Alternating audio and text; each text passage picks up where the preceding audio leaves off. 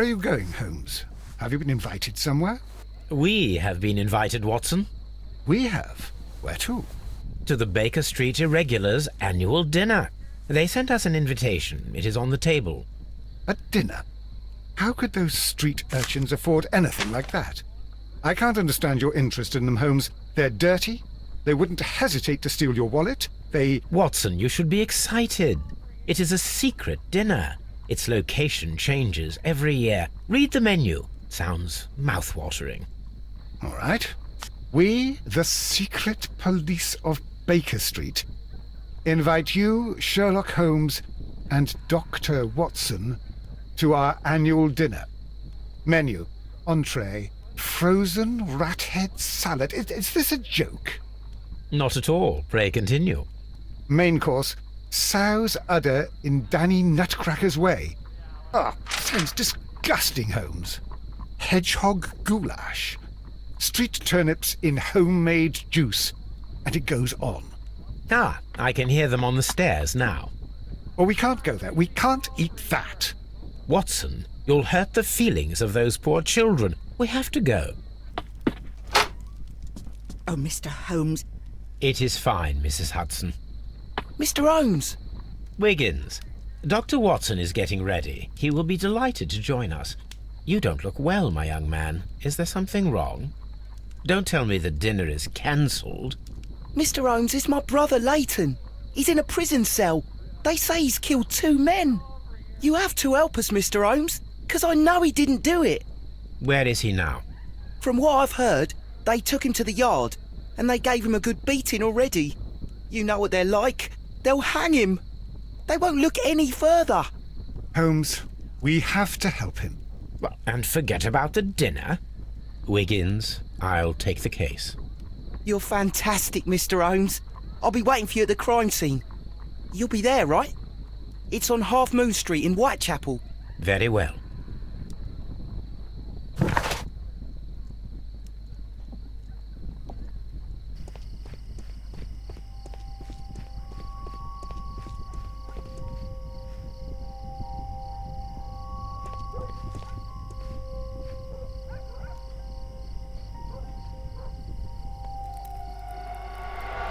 Please, gentlemen, leave the scene now. Oh, Mr. Holmes, is that you? Good evening, Constable... Constable Marrow. I was here with Inspector Aberline during the Ripper case, Mr. Holmes, back in '88. But then this is nothing like that case. With this one, we've got the murderer, the weapon, and the statements, which speak for themselves. Of course, Marrow. But you know that appearances can sometimes be deceiving. Who were the victims? The 2 men here, both shot. The stat fellow was Brian Vercotti, a well-known ruffian. The other, Kenneth Butler, a jeweller by trade. You spoke of statements. You have witnesses? Well, I was there, so I gave my own statement. And then there were 2 other witnesses who said they saw the killer Chapman. Mr. Turner, a gentleman who lives in that flat over there. And Polly Powell, a flower seller, who was over at the far side of the street. So, Constable Marrow, I should be delighted to hear your testimony. I was standing at the north side of Half Moon Street. That was the side that you came from. But you would have been unable to observe this part of the street, where we are standing now. That is correct. But I saw the 2 victims slowly enter Half Moon Street, and then shortly after, the fireworks started. A few minutes after that, the fellow Chapman rushed towards me and ran into Half Moon Street. Please continue. I didn't pay attention, but suddenly I heard a woman's cries and police whistles on the other side of Half Moon Street. I rushed over there and I saw the 2 dead bodies on the ground. When I reached Whitechapel Street, I saw Leighton Chapman. He'd been caught by 2 police constables.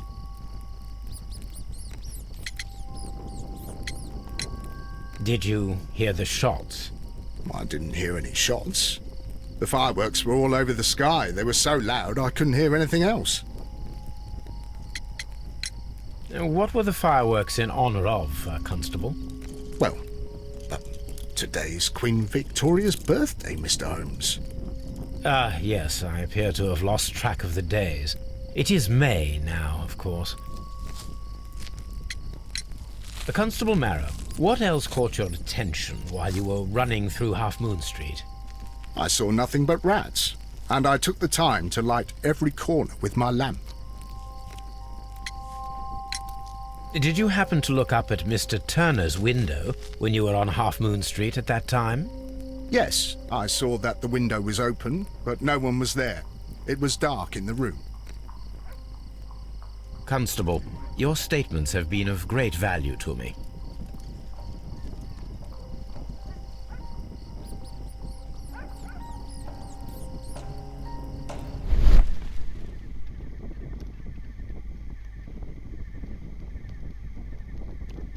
A piece of wood that has stuck between the cobblestones. Let us take a closer look.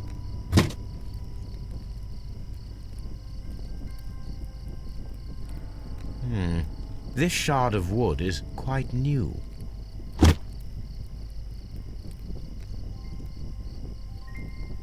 The bullet struck his head. This man didn't stand a chance.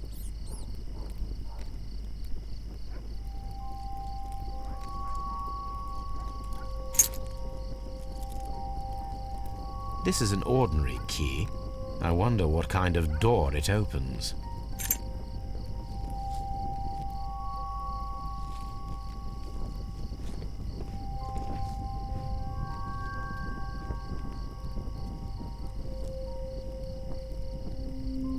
He tried to stop the bleeding with his hand. Death was not instant. The bullet penetrated his stomach, a dreadful wound.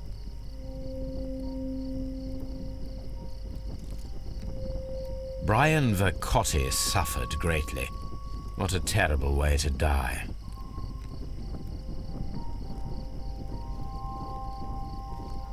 A tattoo from Westgate Prison. Vercotti must have done some time there.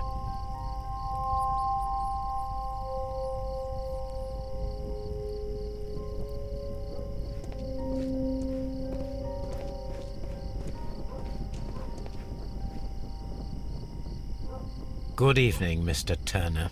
I heard Constable Marrow reply to you as Mr. Holmes. Are you that detective gentleman? I've heard of you. And well, I know things about this evening. Excellent. Might we hear your story?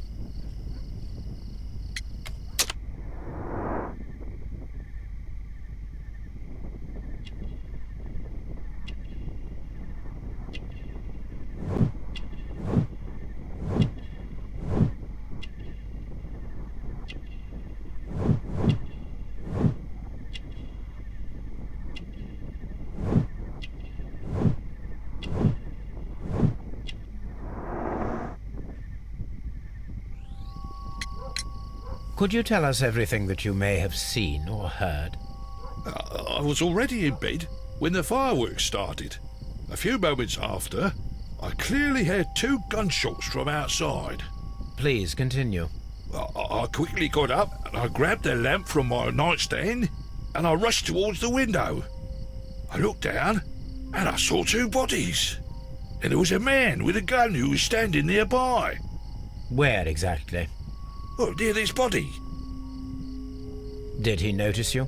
I don't think so. He rushed towards Whitechapel Street without looking around. Mr. Turner, did you see anyone else in the street? No, I saw no one but that man, the murderer, the fellow they caught. Were the 2 shots you heard consecutive? Yes, there was a very short pause between them, and they sounded different somehow. It seemed to me that the second shot was louder than the first. That is an interesting comment. Mr. Turner, what were your actions after you stepped up to the window? I was afraid that the man with a gun might return, so I stayed close to the window till I saw the policeman coming into Half Moon from Whitechapel. Then I walked out to tell them everything I saw.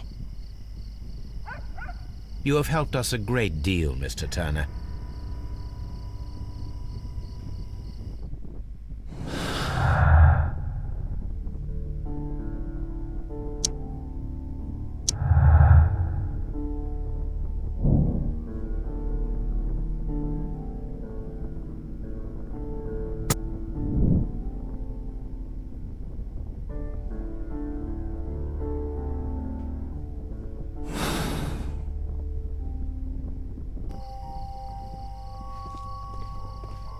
Mr. Holmes, did you see my brother at Scotland Yard?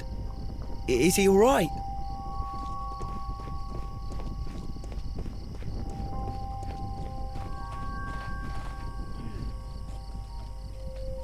Mrs. Powell? What do you want? My name is Sherlock Holmes.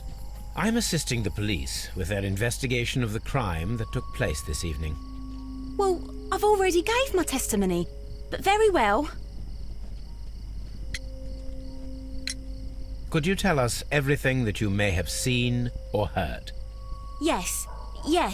I was selling my flowers as usual, and then the fireworks began, in honour of Queen Victoria. I enjoyed those. But then, all of a sudden, a young lad ran out of Half Moon Street and stopped just by me. He had a gun in his hand. He was like a ghost, and all covered in blood. It was dark, but I could see him, because of the flashes from the fireworks. And then? I screamed as loud as I could. I knew that a policeman should be on duty in the vicinity. He had no time to escape. 2 constables got him.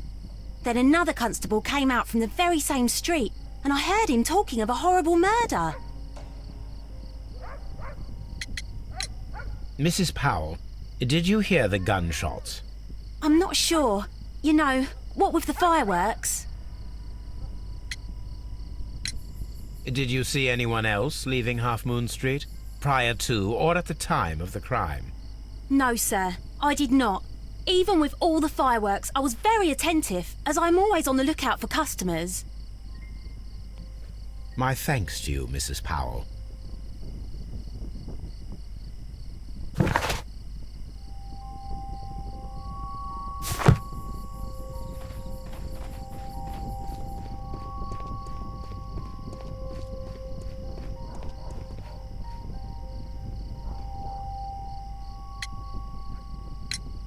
Mr. Turner, you have stated that you remained close by your window after the crime, is that correct?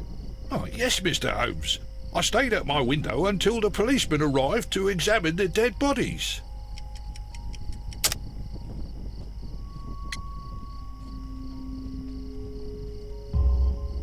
That is very interesting, Mr. Turner. Constable Marrow stated that he did not see anyone at the window when he was running through Half Moon Street. Well, I think Constable Marrow and me, we might have been distracted by the whistles and shouts coming from Whitechapel. We could have missed each other somehow. You understand what I mean? It was a bit of a stressful moment, to tell you the truth, sir. Allow me to form my own theories, Mr. Turner. Would you mind showing me the view that you had from your window? Not at all, Mr. Holmes. Please, follow me. Mr. Turner appears to live very modestly.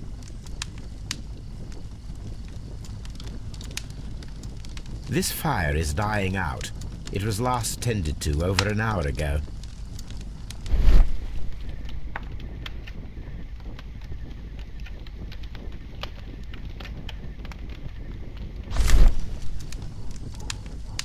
The papers are almost entirely burned. I am unable to see what's written here. These words are illegible. The papers were thrown into the fire just a short while ago.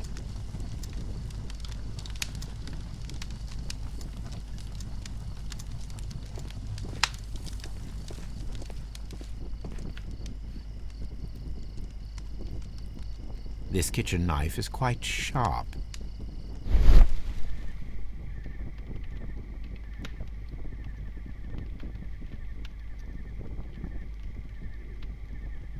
There are pieces of shredded paper scattered over the table. This kitchen knife was used to cut the paper.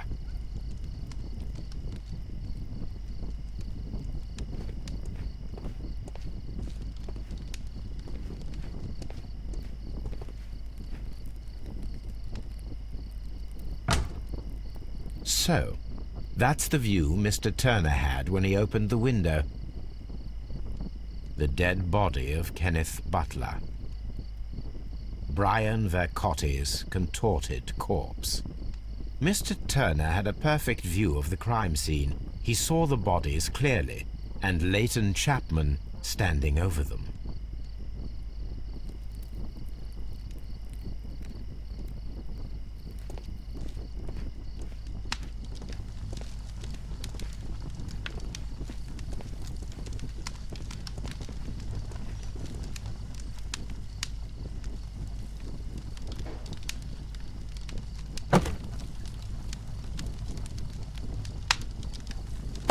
A perfect match. So, Mr. Turner broke his stick when it became stuck between the cobblestones. He did not mention that he was so near to the victims.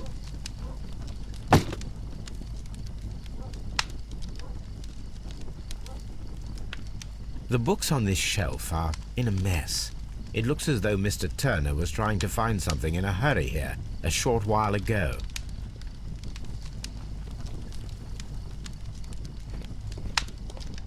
Mr. Turner was roused from his bed by the sound of gunshots.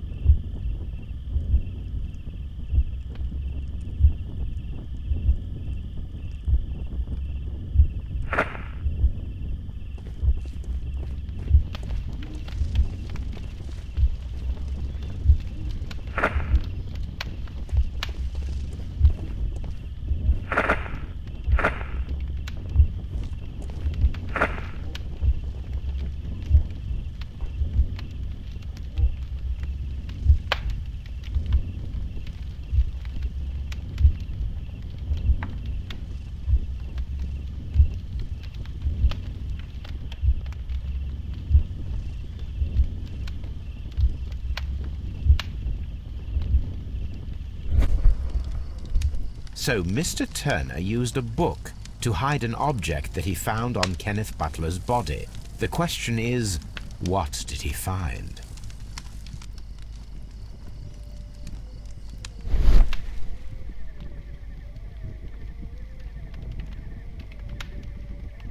I can see prints from greasy fingers upon the cover of this book. Let us take a closer look.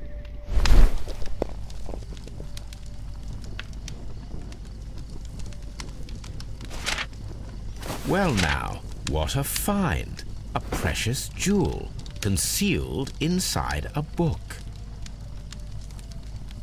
A bracelet with a unique ram's head design, a distinctive feature of ancient Grecian artifacts, probably of the Hellenistic era.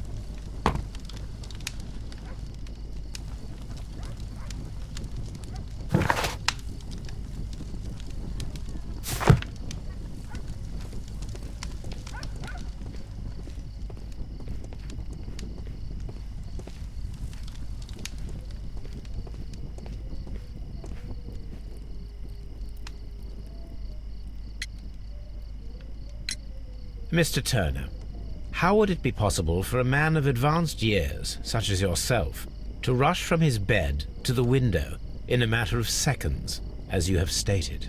Well, I'm able to move very quickly, despite my age, and when the situation requires it, Mr. Holmes.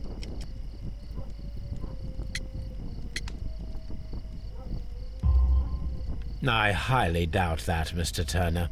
I observe that you suffer a severe limp due to your injured right leg.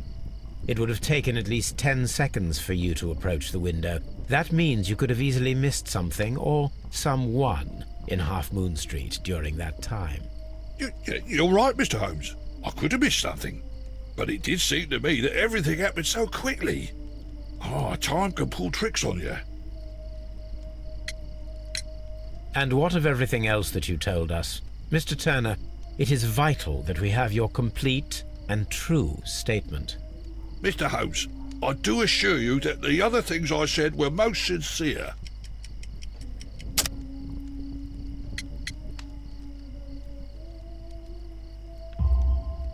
Mr. Turner, you were not sincere with me.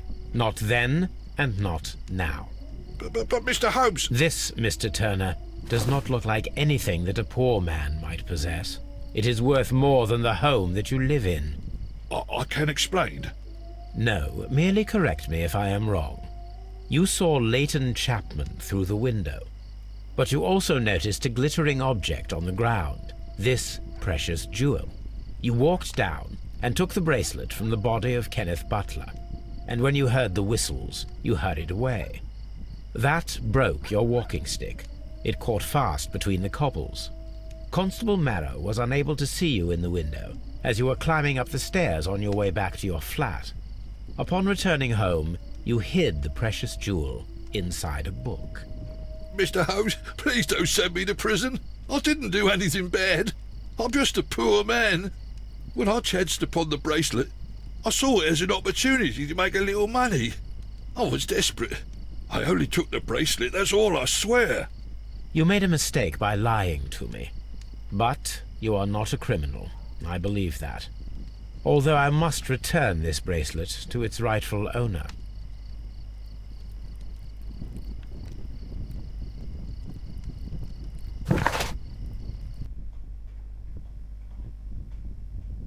Mr. Holmes, whatever brings you here so late at night? I'm interested in the case of young Leighton Chapman. He was arrested earlier this evening and accused of a double murder. I beg your pardon? That case is quite clear to the police. Or are there any new facts that we don't know about? Who knows, Inspector? Look, you are free to investigate, of course, Mr. Holmes. Chapman was arrested with a revolver in his possession, which you can find in the evidence room. The suspect himself is in custody. Did you find anything else on his person? A few personal belongings. Nothing particular, Mr. Holmes. Thank you, Lestrade.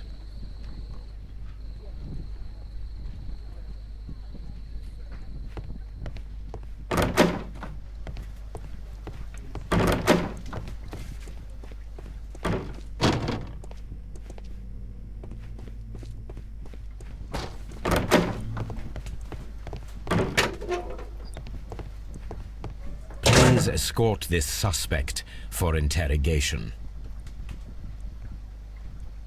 Good evening, Mr. Chapman. Who are you? I've got nothing to say. It's all a mistake. Calm down, Leighton. I have come here to help you. To find out if you truly are innocent, as your younger brother Wiggins has told me. My brother? You know him? Then that means you're... Sherlock Holmes. Oh, blimey. All right, Mr. Holmes. I'll tell you everything.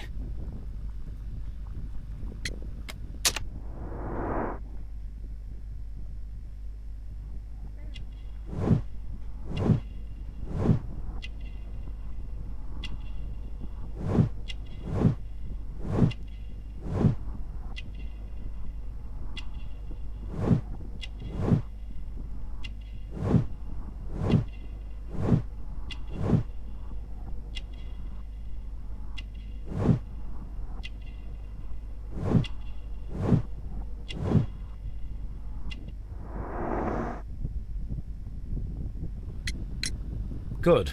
Tell me your account of what happened. I left my work, and I hurried up to see the fireworks in Whitechapel. I was late, so I decided to cut through Half Moon Street. I saw the first fireworks light up in the sky. I bumped into a constable on a corner before entering Half Moon. Then suddenly, what with all the firework flare, I saw two men.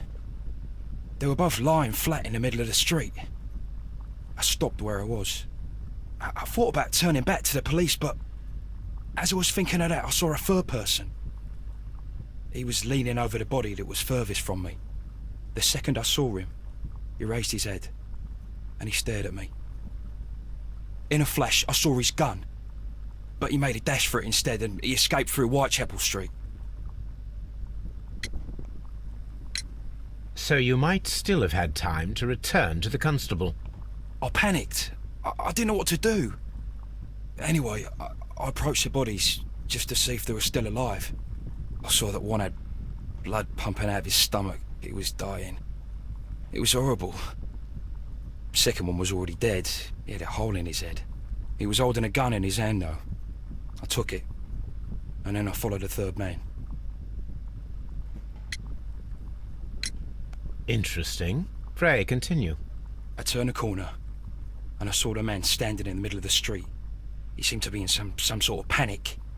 And then, Mr. Holmes, something strange happened. I told the police and they laughed at what I said, but I swear to you, my words are true. I started running towards him. But then I was blinded by a flash. It was so bright that I hardly saw anything for a good dozen seconds. But I kept running forward. As I arrived in Whitechapel, I heard a woman screaming.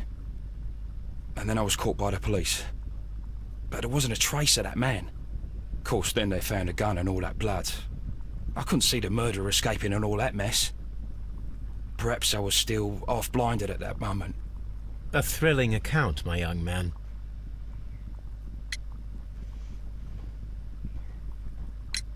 Leighton, are you able to describe the person whom you saw standing in Half Moon Street? Well, I wasn't able to see his face at all. It was too dark, and he was too far away. I could see his silhouette. And what about that? Nothing so special. He was wearing a jacket. He was quite average in size and his weight. I see. Was there anything else that struck you at the time?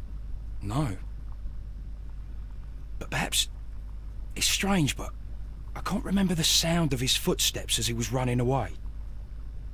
Perhaps it was because of the fireworks or the surprise of me seeing him. Leighton, I confess I am puzzled. Why should a young lad like you take a gun from the hands of a dead man and set off in pursuit of a probable killer? I know. I keep wondering that, but at the time it was like a reflex. A criminal ought to be arrested, and he was armed. You were willing to risk your life. That was a little foolish, unless you wanted revenge. No, Mr. Holmes. I was just being brave and stupid.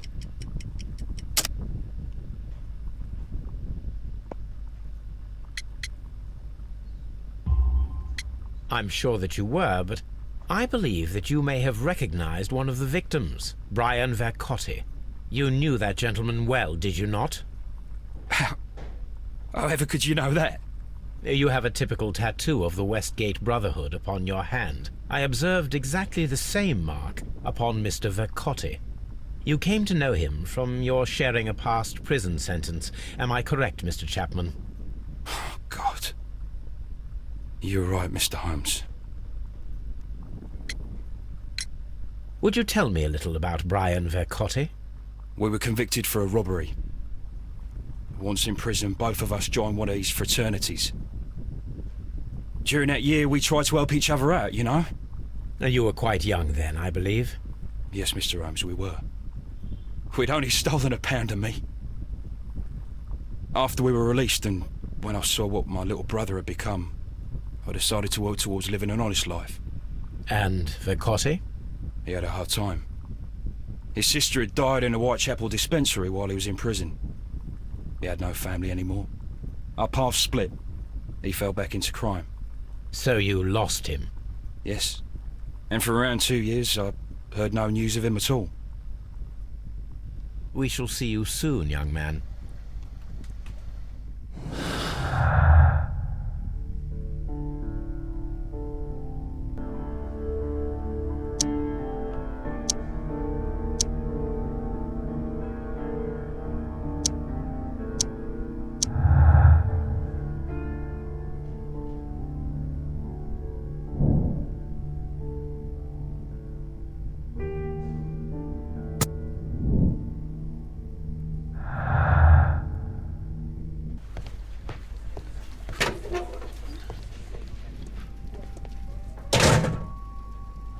A cheap watch, bought with his own money, no doubt.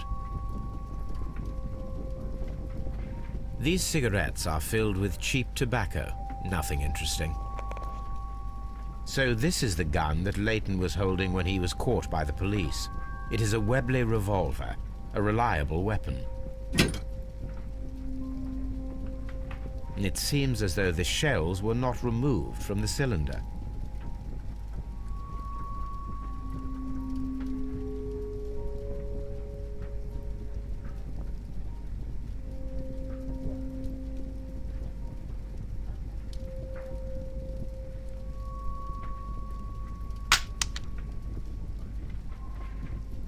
Two out of the 6 shells have been fired. There were 2 shots.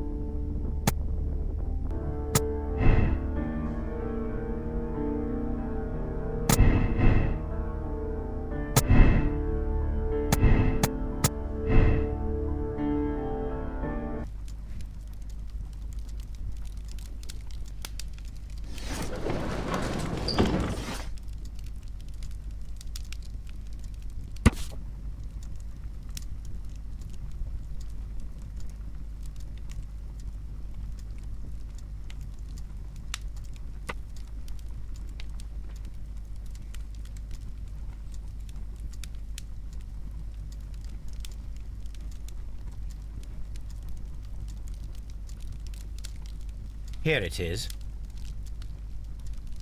I need to continue my research in my archives.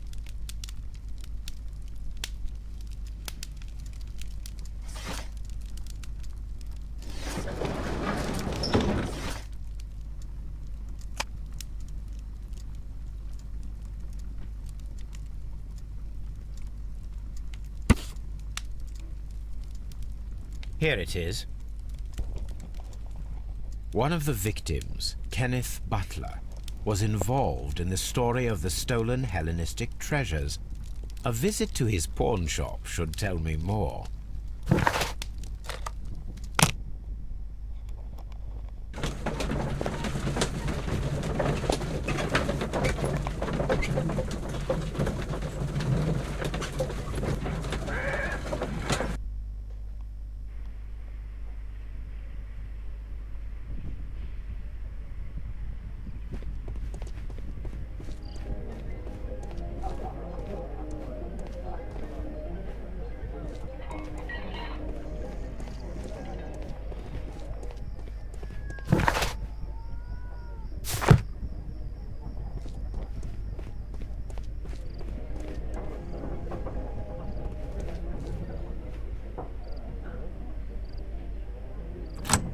Mr. Butler's key matches the lock perfectly.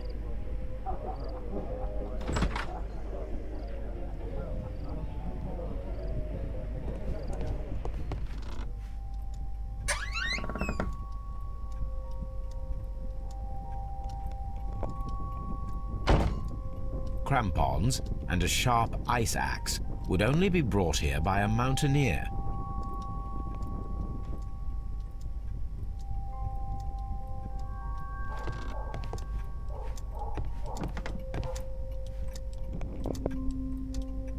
A flare pistol. Perhaps it was pawned by a destitute sailor.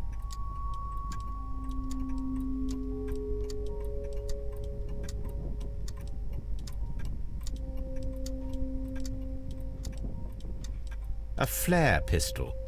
Perhaps it was pawned by a destitute sailor.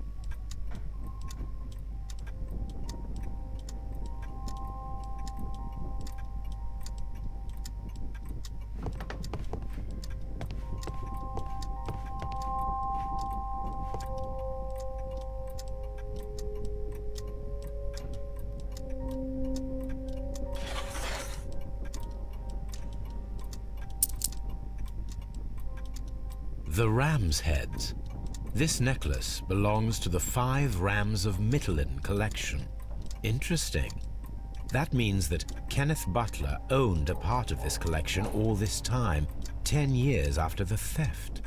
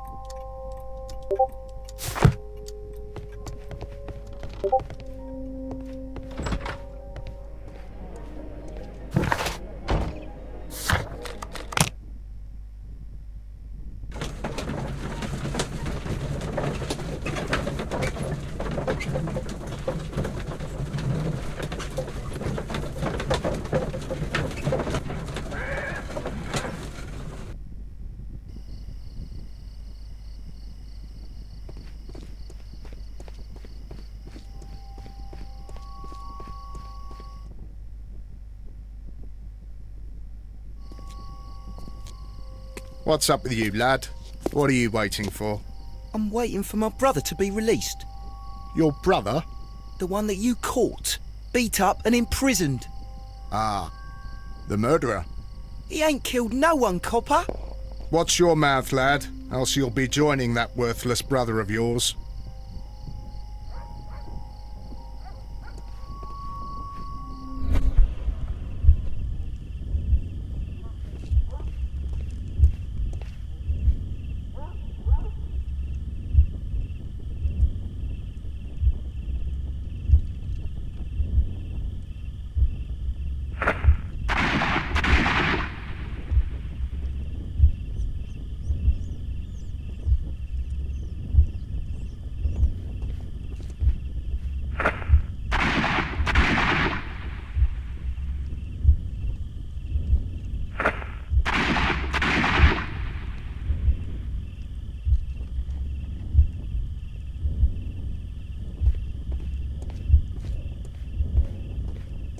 I am unable to see any higher.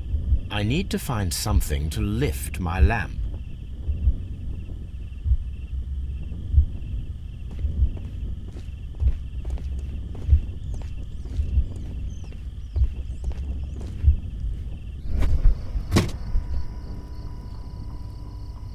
This should be useful.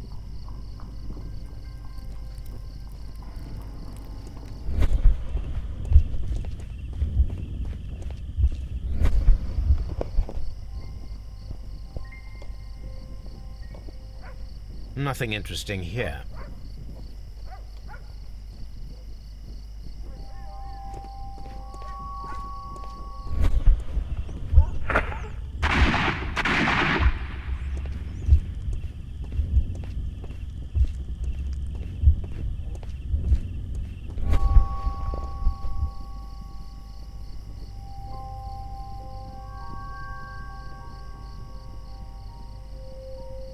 This is most definitely a bullet hole. The brick cracks are fresh. Watson, there was a third shot fired in this street.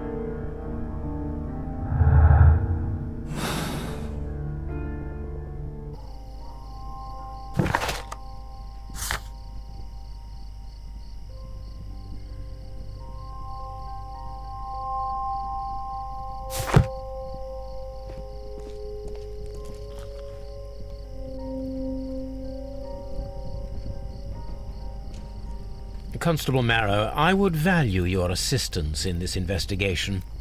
It would be my pleasure, Mr. Holmes. I would like to make sure that there are no places in Half Moon Street where a man could hide while you were running through it with your lamp. All right, Mr. Holmes, what should I do?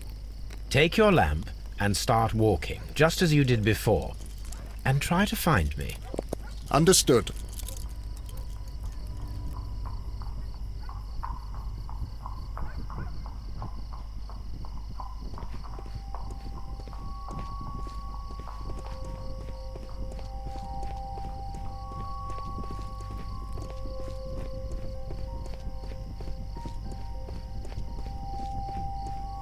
No, this is not how I walked at the time of the crime. I was more attentive. Let's start over again.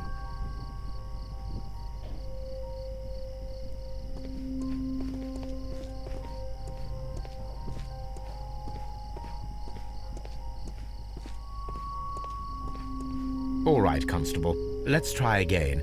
I'll find another place to hide.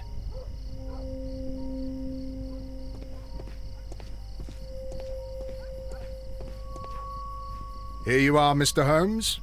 All right, Constable. Let's try again. I'll find another place to hide.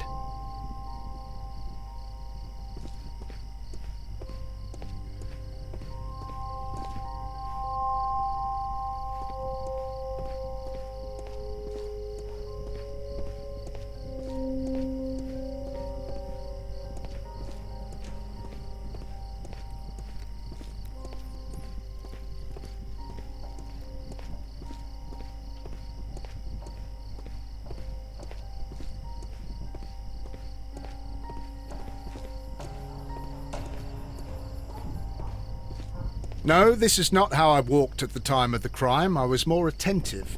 Let's start over again.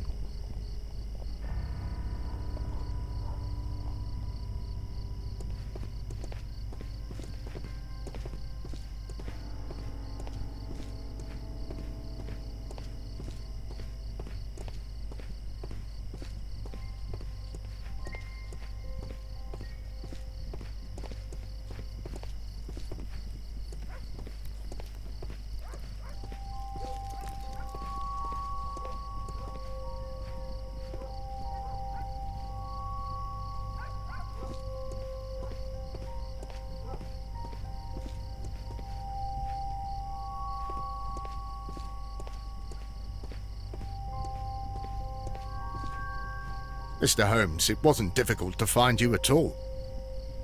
It is obvious now. No one could escape Constable Marrow's lamp while hiding in the street.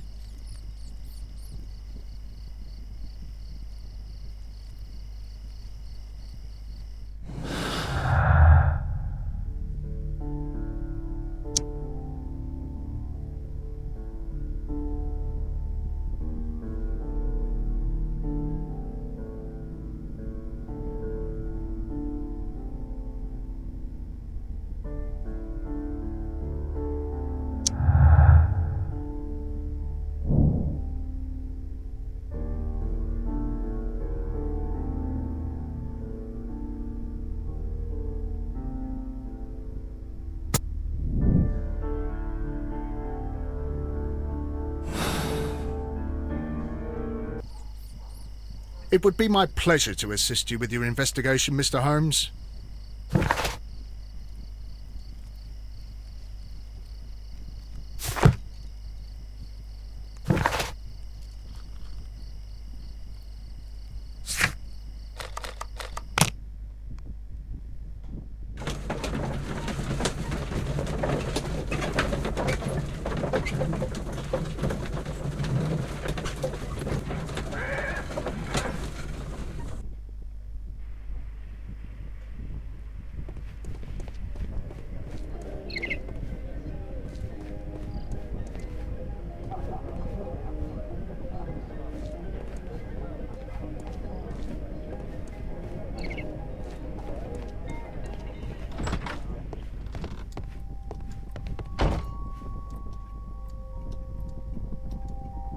These tools are exactly what I need to climb the wall.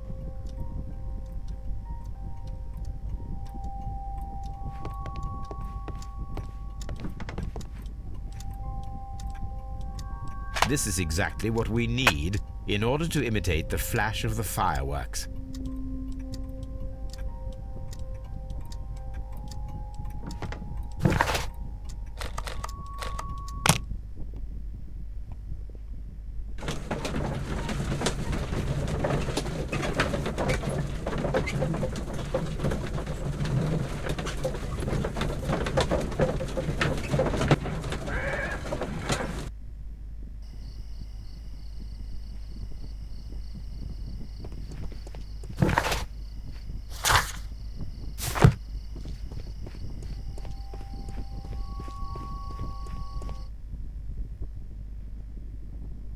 Why are you looking at me all the time like that? I'm just watching you, lad. I never know what to expect from people like you. People like me? Yes, street beggars and thieves. I ain't a thief. Oh no? Then where did you get whatever it is that you're gnawing on? I very much doubt that you bought it. What ain't seen can't hardly be stolen.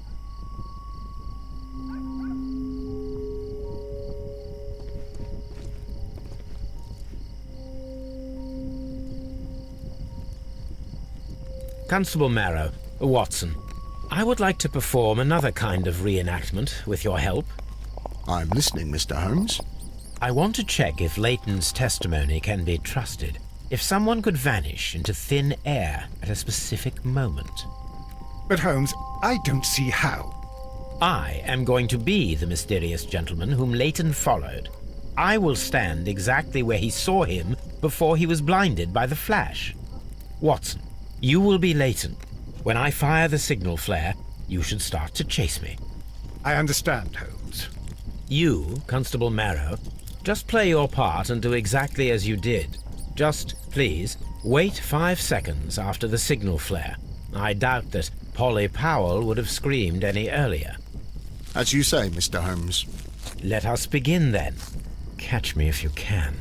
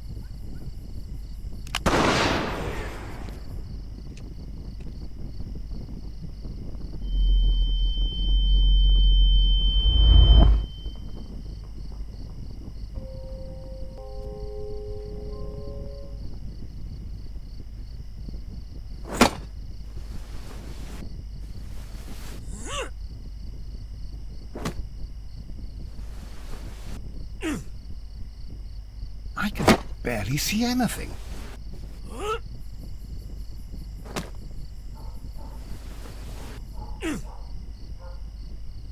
Holmes? Are you there?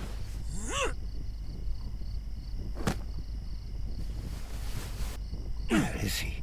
My God, a man can't just disappear like that.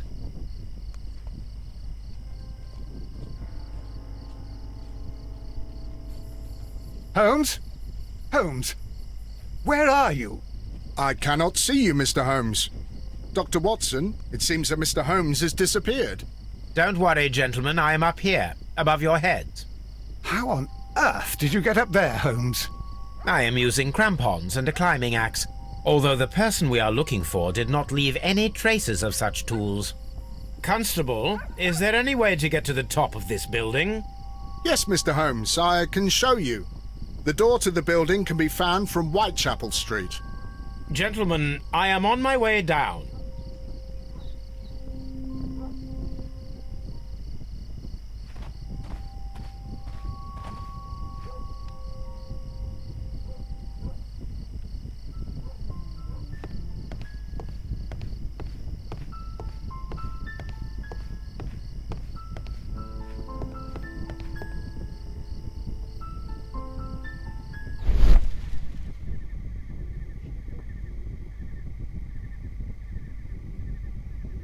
A cluster of thick black threads. They're unusually strong. I should examine them under the microscope. It's empty.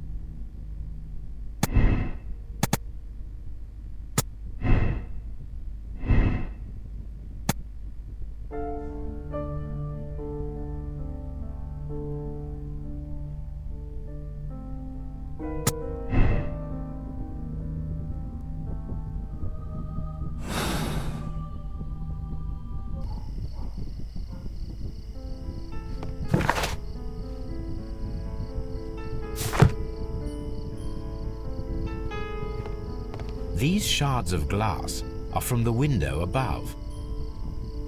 We can conclude that the person whom Leighton saw climbed up the wall, broke into the attic window, and escaped through the hatch.